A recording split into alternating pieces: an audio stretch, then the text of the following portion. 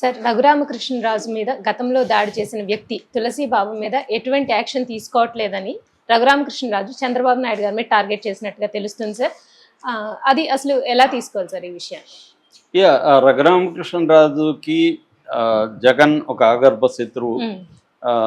అక్కడి నుంచి వాళ్ళిద్దరి మధ్య అసలు ఆగర్భ శత్రువు అంటే పుట్టుకతో శత్రువు మామూలుగా, అంటే దాన్ని మనం చెప్పడానికి అలా చెప్తున్నాం, పుట్టుకతో ఏం కాదు. ఎందుకంటే జగన్ ఇతనికి సీట్ ఇచ్చాడు, ఎంపీగా ఇతను గెలిచాడు.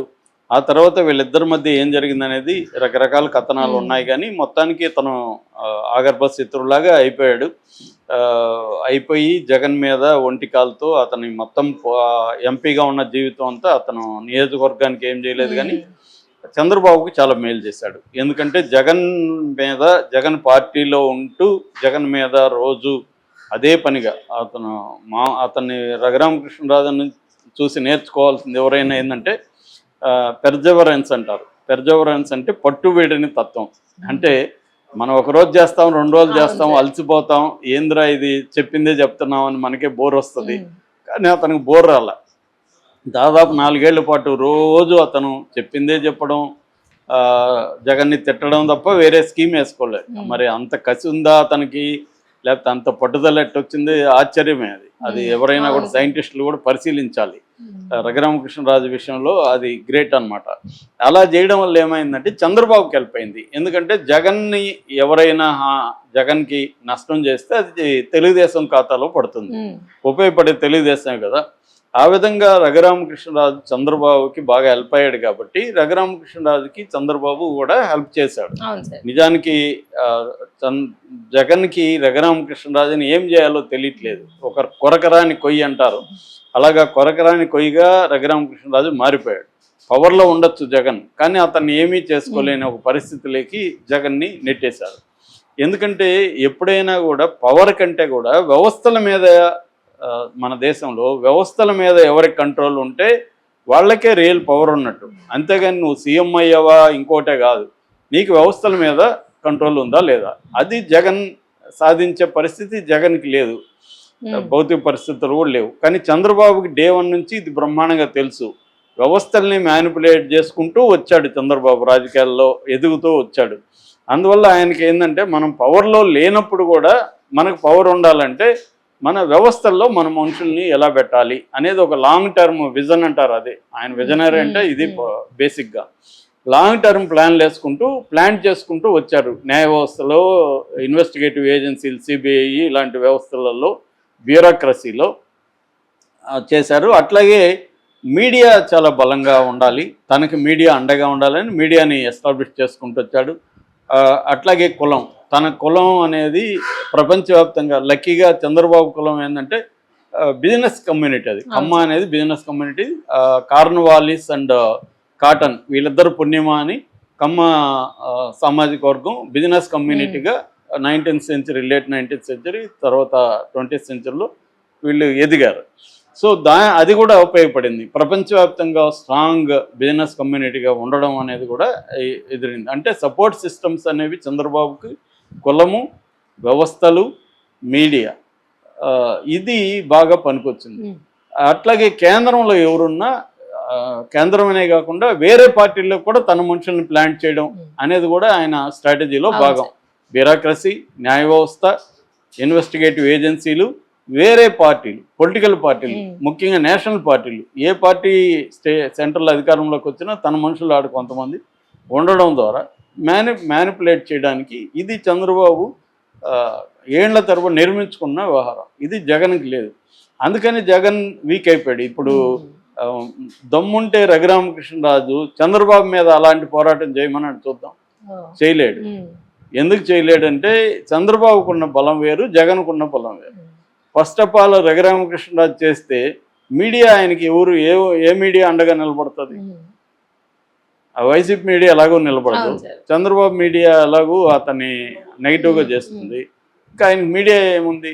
తెలుగుదేశం మీడియా లేకపోతే రఘురామకృష్ణరాజు జగన్కి యాంటీగా ఇంత కన్సిస్టెంట్గా ఫైట్ చేసి ఉండలేడు. ఎందుకంటే ఈయన ఎప్పుడు మాట్లాడినా వాళ్ళ గంటల సేపు మీడియా లైవ్లో పెట్టేది. ఎప్పుడు మాట్లాడినా అది ప్రైమ్ టైమా ఇంకో టైమా కదా, అది రఘురామరాజు టైం. రఘురామరాజు చెప్పితే ఇంకా ఆయన టైం ఇంకే టైం ఉండదు. అలాగే ఎవరు చేయలేరు. సో ఇది ఈ నేపథ్యం అర్థం కాకపోతే మనం రఘురామకృష్ణరాజు బలాలు బలహీనతలు అర్థమవుతుంది. అందుకని ఇప్పుడు ఆయన ఒక్కోసారి ఏమనుకోవచ్చు, ఇదంతా నా బలం అని కూడా ఆయన నమ్మచ్చు, కానీ ఆయనకు కూడా తెలియదని నేను అనుకోవట్లేదు. ఆయన సక్సెస్ఫుల్ వ్యాపారవేత్త, 7-8 రాష్ట్రాల్లో సక్సెస్ఫుల్గా వ్యాపారాలు ఉన్నాయి ఆయనకి. సో ఈ నేపథ్యంలో ఫైనల్గా రఘురామకృష్ణరాజు కోరుకున్న ఎంపీ సీట్ ఇవ్వాలి. ఎందుకంటే ఆయనకి ఎంపీ కావాలి. ఎందుకు? తన 7-8 రాష్ట్రాల్లో వ్యాపారాలు ముఖ్యం. ఆల్రెడీ ఆయనకి సిబిఐ కేసులు ఉన్నాయి. ఇవన్నీ డీల్ చేసుకుంటూ ఉండాలంటే ఆయనకి ఢిల్లీలో ఉండాలి. కానీ చంద్రబాబు ఆ విషయంలో ఆయనకి గట్టిగా నిలబడి చేయలేదు. చంద్రబాబు చేయకపోవడం వల్ల తనకు అసంతృప్తి వచ్చింది. కొంత మాట్లాడాడు యాంటీగా కూడా అప్పట్లో. అయినా కూడా ఆయన ఏం చేయలేడు. మాట్లాడడం వల్ల నష్టం తప్ప లాభం లేదని ఆయనకు కూడా తెలుసు. జగన్ విషయంలో లాభం ఉంది, ఎందుకంటే ఇటు రావచ్చు, బీజేపీతో పరిచయాలు ఉన్నాయి. కానీ ఇక్కడ అది లేదు కదా. అందుకని ఆయన ఏం చేశాడంటే కొంత చంద్రబాబుతో లోకేష్తో అనుకూలంగా ఉంటూ మొత్తానికి ఎమ్మెల్యేగా అయ్యాడు. ఎమ్మెల్యేగా అయినప్పటి నుంచి కూడా ఆయన స్పీకర్కి కన్నేశాడు. కానీ చంద్రబాబు ఆ పని చేయలేదు. స్పీకర్ని వేరే ఆయన పెట్టారు. దాని తర్వాత మంత్రిగా ఇస్తారేమో చిత్రీకోటాలు అనుకున్నారు, అది కూడా ఇవ్వలేదు. చివరికి చంద్రబాబు కనీసం అదేదో అంటారు, కంటి తుడుపు చర్యగా అన్నట్టు. కంటి తుడుపు అని కాదు, అదే కంటి తుడుపు అని కూడా కాదు, కానీ కన్ను గుడ్డిదయ్యి ప్రాణం మిగిలింది అంటారు కదా, సామెత నాకు కరెక్ట్. కన్ను పోతే పోయింది కానీ కనీసం ప్రాణమైన అలాగా ఆయనకి మొత్తానికి ఒక పదవి అయితే ఇచ్చాడు.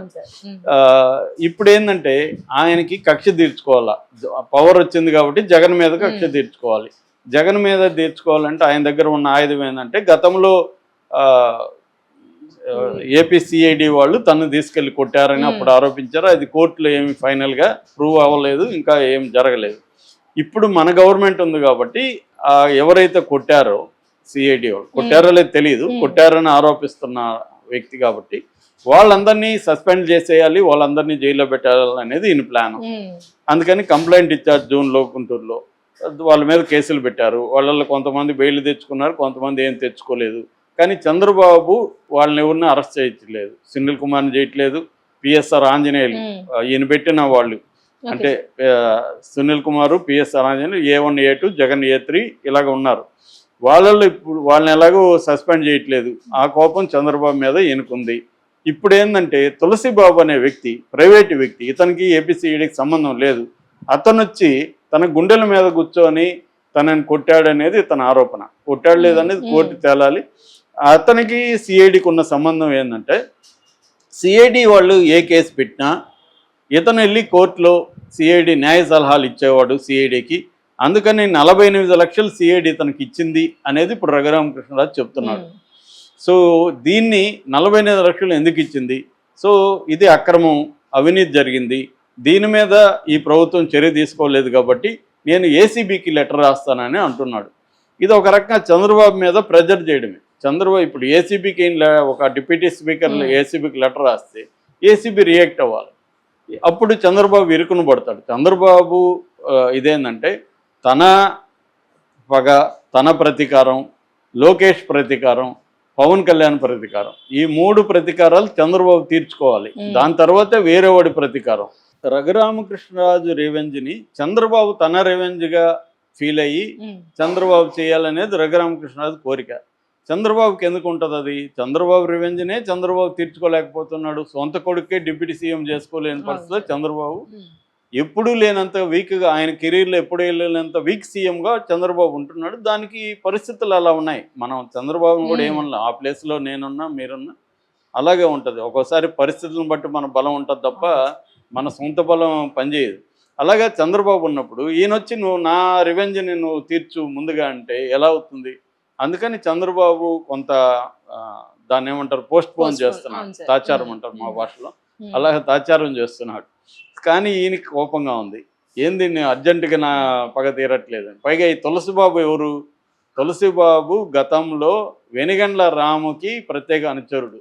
వెనిగండ్ల రాము ఎమ్మెల్యే, తెలుగుదేశం ఎమ్మెల్యే గుడివాడ నుంచి. ఇప్పుడు ఎనిగండ్ల రాముకి అనుచరుడు ఆత్మ ఇలాంటివంతా చెప్తున్నారు. ఆయన మీద చర్య తీసుకుంటే వెనిగండ్ల రాముకు కోపం వస్తుంది. చంద్రబాబు ఉన్న పరిస్థితి, ఈయనేమో వాడి మీద ఇప్పుడే ఇమ్మీడియట్గా చర్య తీసుకోండి అంటున్నాడు.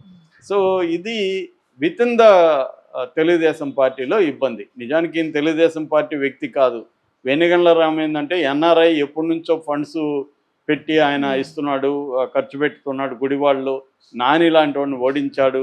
అందువల్ల వెనిగండ్ల రాము వెరీ ఇంపార్టెంట్ ఫర్ చంద్రబాబు. అలాంటి వెనిగండ్ల రామ కోపం తెప్పించి ఈయన ప్రతీకారం చంద్రబాబు ఎందుకు తీరుస్తాడు? అది ఆయన కోపంగా ఉంది. అందుకని నేను ఏసీబీకి లెటర్ రాస్తాను బెదిరిస్తున్నాడు. దీన్ని